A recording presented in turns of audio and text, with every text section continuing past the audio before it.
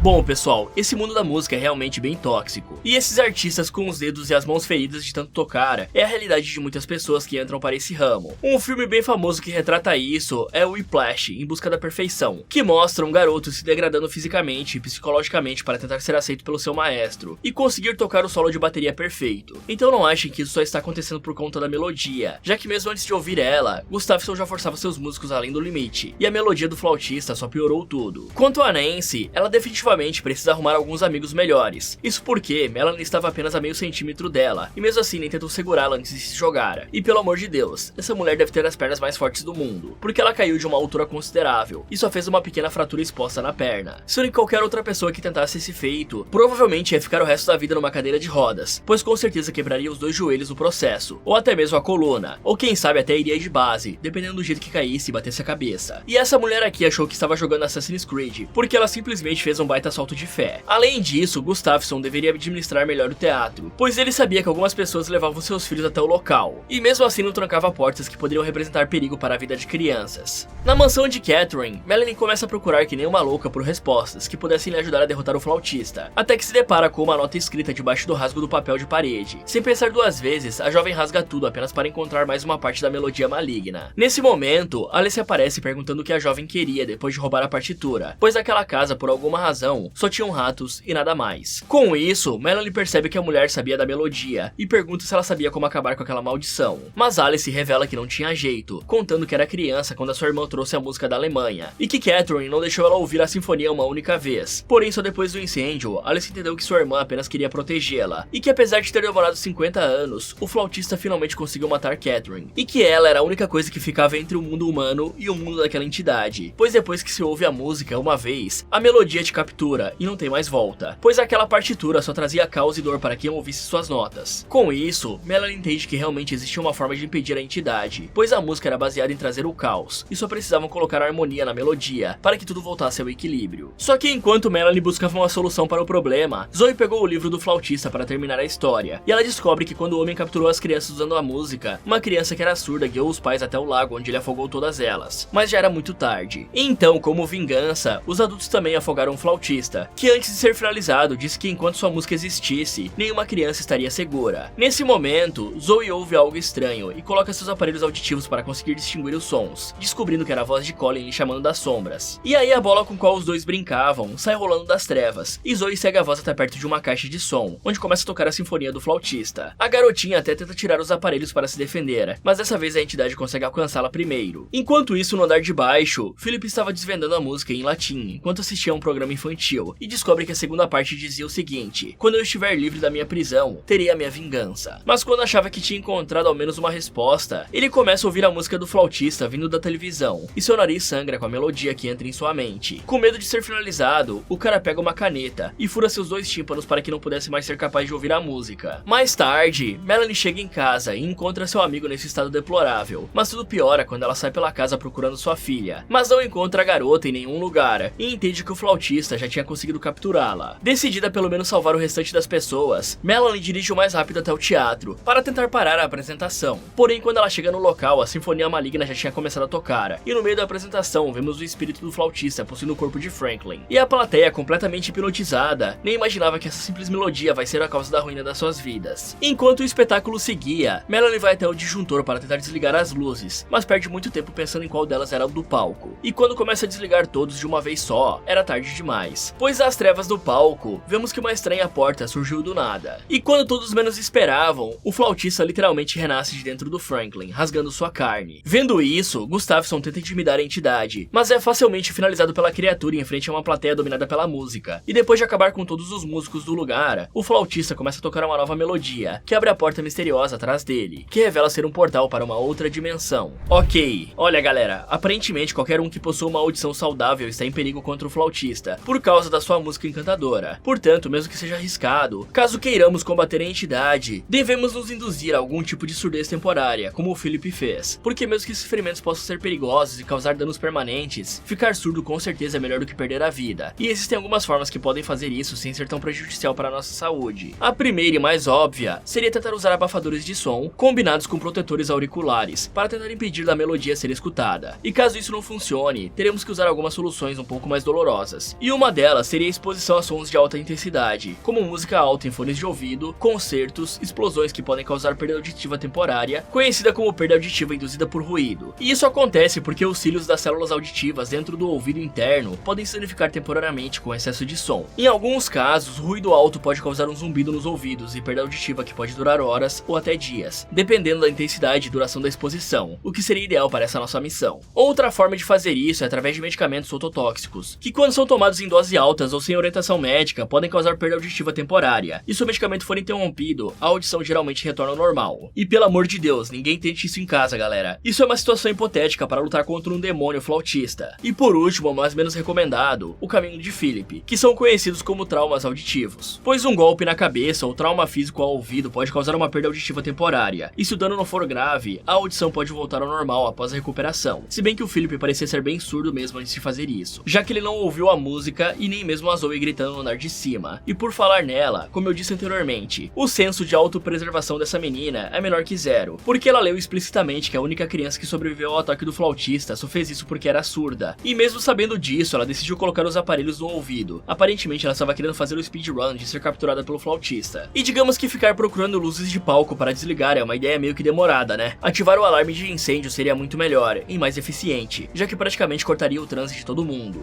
Com o portal aberto, a entidade usa sua música para fazer as crianças entrarem em um transe profundo e seguirem ele através da porta. Um tempo depois, Melanie chega no palco e encontra uma plateia completamente zumbificada. E ao olhar a porta, ela entende que essa poderia ser a última chance de salvar sua filha. Então ela entra no portal e vê que ele ia direto para uma montanha nevada com um lago gigantesco abaixo. E olhando em volta, ela vê o flautista levando as crianças para a água, e junto delas estava a Zoe. Com isso, a mulher corre e se joga sobre a sua filha para impedi-la de andar. Então ela retira os aparelhos auditivos da garota, para que o flautista perdesse sua influência. E assim que a garotinha desperta, as duas saem daquela dimensão juntas. Porém, Melanie fica se sentindo culpada por não conseguir salvar as outras crianças, mas enquanto sua filha tentava consolá-la, o flautista sai do portão arremessando Melanie longe, e começa a perseguir a menina, que acaba derrubando uma flauta no caminho. A pequenina até tenta se esconder na tubulação, mas a criatura lhe segue, e quando estava prestes a finalizar a Zoe, sua mãe pega uma flauta e começa a tocar a música do flautista com a harmonia certa, o que faz a criatura se retorcer de dor e se afastar da criança. Com isso, Zoe sente as vibrações da música e consegue aprender a melodia, e ouvindo aquela música, o flautista acaba perdendo sua consciência. Mas quando Melanie baixa sua guarda, ele se levanta pronto para atacar. Só que antes que sua mãe fosse finalizada, Zoe também toca a música, e a mulher entende que elas precisavam tocar juntas em harmonia para acabar com o monstro. Então eles tocam uma bela melodia, que explode os tímpanos do flautista, e faz diversos ratos saírem de seu corpo, devorando completamente a sua carne, e dando fim à entidade física do monstro. Com a criatura morta, todas as crianças recobram a consciência, e saem do portal voltando para suas famílias. 3 meses se passam, e vemos Melanie conversando com Philip, e contando que todas as crianças, incluindo Zoe, estavam fazendo aulas de flauta em uma escola de verdade. Só que ao fim do seu ensaio, ela fala para sua professora que tinha escrito uma música, pois se lembrava de ter ouvido a melodia há algum tempo atrás, e pede para tocar a flauta para ela. Nesse momento, vemos o espírito do flautista possuir a garota, e entendemos que enquanto sua música existir, ninguém nunca estará seguro. Fala galera, se vocês tivessem que sobreviver ao flautista, o que vocês fariam? Me contem aí nos comentários. E se criaturas alienígenas com uma audição extremamente sensível caíssem na sua cidade, e começassem a finalizar qualquer ser vivo que fizesse barulho, o que você faria? Quer descobrir se Samira conseguiu sobreviver nesse mundo devastado pelos monstros? Então clique aqui nesse vídeo, ou aproveite para ver outras sugestões do Derrotando Filmes. Muito obrigado por assistir, e tomem cuidado quando forem tocar algum instrumento novo, nunca se sabe se ele pode estar amaldiçoado.